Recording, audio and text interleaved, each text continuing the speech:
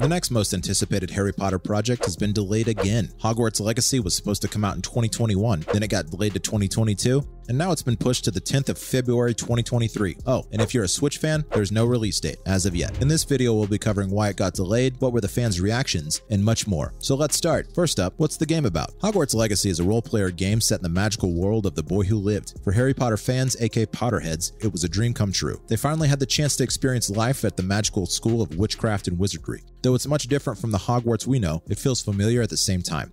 The game will present a completely new story which will be a prequel to the whole Voldemort and Harry Potter narrative. It'll be set in the 1800s, which means that it'll be quite rare for us to spot a familiar face. Though fingers crossed for a Dumbledore cameo because, well, Ron did say in The Half-Blood Prince that he was over 100 years old. As for the game, you get to create your own character that comes to Hogwarts late, starting in the 5th year behind the rest of your classmates, and you'll also get to pick your house and attend classes. Team Slytherin all the way. For the main gameplay, you can fire off spells in combat, and dodge roll in a third-person action mode. There's also potion mixing and herbology, which will allow you to create items for combat, like screaming mandrakes and powerful potions. Oh, and like the movies, the game can get dark too. In one of the trailers, we saw that players can also cast the unforgivable curses, and yes, it was a green flash. So from this, it seems like our decisions will affect our character's story, and who knows, you might just end up in Azkaban. Next up, why was it delayed? Well, the simple answer is that the game just wasn't good enough right now. The Hogwarts Legacy Twitter account posted that they couldn't wait for us to try their game, but unfortunately, they needed a little more time to give the best possible game experience. What could be the reasons for this? A lot, actually, such as bugs, glitches, rough animations, or some last-minute touch-ups. But apart from the in-game factors, there are a few possible production reasons for why the game got delayed, such as the whole Troy Levitt drama. Troy was one of the producers for the game, but was canceled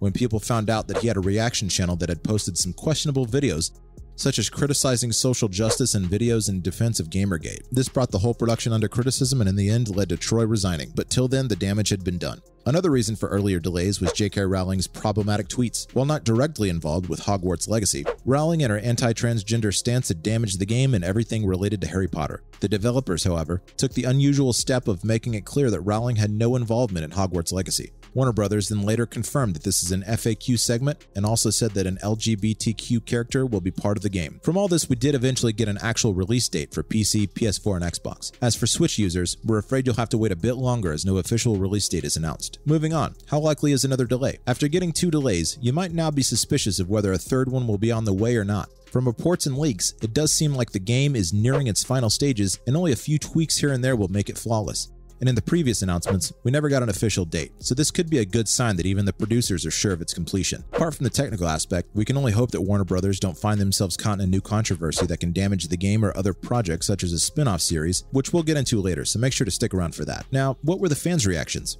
It's safe to say that Potterheads weren't happy with the news. Many were frustrated at the continued delays, saying the game's developers shouldn't even reveal a new release date if they can't stick to it. As we saw that delays are usually done to guarantee that a game doesn't have bugs and that it's worth the hype, the number of delays for Hogwarts Legacy is just too much for some gamers. The game was first teased in 2018 with an online leak, and since then it's been 5 years of promises and reassurances, and well, the producers should make sure this is the last time because we don't think the fans will have the patience of hearing another false promise. On the other hand, some fans have responded that the development team at Avalanche probably has no other choice but to delay the game. In the past, developers have rushed to release unfinished games, which led to harsh reactions from the users. Avalanche probably doesn't want their game to be a repeat of Cyberpunk 2077, and it's not just games. Take Warner Brothers' DCEU as an example. Trying to rush their projects and films lost them actors such as Henry Cavill, and they even lost the hopes of their fans who were left disappointed by knockoff versions of Marvel. So we should all give the developers their space and not go for their throats right away because after all, they're doing this for us. Other news? First up, a new Harry Potter spin-off might be in the works. Are we getting a new addition to the Wizarding world? Well, according to rumors, Warner Brothers, who now have a new boss after merging with Discovery, are apparently close to cutting a deal with the Harry Potter author J.K. Rowling over new filmed entertainment. Well,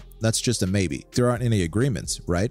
Nope, because according to the Daily Mail, the deal with Rowling was made at least 6 months ago and the writers have already started scripting the Potter spinoff, which will likely debut on HBO Max. And that's not the only new piece of content we might be getting. The Hollywood world is also filled with rumors that apart from the spinoff, Rowling is seriously considering starting a new film series as the Fantastic Beasts movies have lost their magic. Warner Brothers officials, on the other hand, have completely denied these rumors, but they're obviously lying because given how well Marvel's spin-off shows and movies are doing, they would have to be mad to not follow in their footsteps, and we've already seen with the DCEU how badly Warner Brothers want to copy Marvel. Moving on, the Crown actor set to play the lead in Harry Potter and the Cursed Child. For the latest production of Harry Potter's sequel play, Sam Crane joins the cast as the boy who lived. The actor is well known for his stage works such as DNA and Othello, and also played a role in the Netflix original The Crown. The play will premiere on the 13th of October at the London Palace Theatre, and apart from Sam, the play will also feature Francis Gray as Guinea, and Thomas Grant is their son Albus. Thomas will actually be making his debut in London's West End, and what better play to start his career off? It's still uncertain whether or not we'll have a live-action movie made on the play, though now is the time to do it because the original cast is at the perfect age to put on their old cloaks. Maybe that could be one of the projects J.K. Rowling might want to include in her movie plans, but till then we have Sam Crane and company to keep us entertained. Lastly, Tom Felton explains why he doesn't get tired of answering Harry Potter questions. Tom Felton is how every Potterhead wants their future to be,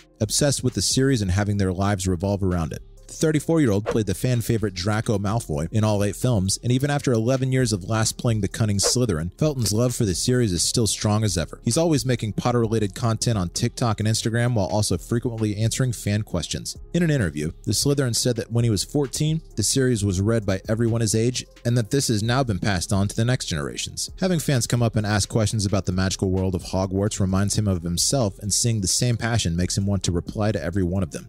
He says he wants to unify people from different backgrounds and all walks of life over their love of Harry Potter, and well, we're all on board for this. That's a wrap for this video. When do you think Hogwarts Legacy will come out for Nintendo Switch? Let us know in the comments below. Make sure to give this video a thumbs up and subscribe to our channel for more videos like this. See you in the next one.